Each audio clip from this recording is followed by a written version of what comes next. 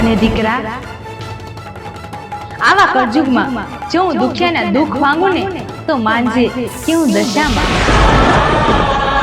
વર્ષોના વાંજ્યા મેણા ભાંગુ ને તો માનજે કે હું દશામાં, અને પૂતળામાં પ્રાણ પૂરું ને તો માનજે કે હું દશામાં.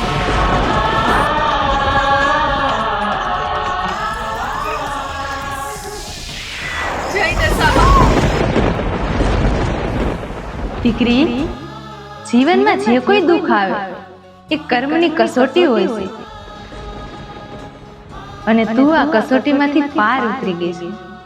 તે સાચી શ્રદ્ધાથી મારી ભક્તિ કરી છે એટલે મેં તને દર્શન આપ્યા. આવીને આવી શ્રદ્ધા તું મારા ઉપર રાખજે. જા, હું તારા ધાયરા કામ કરીશ.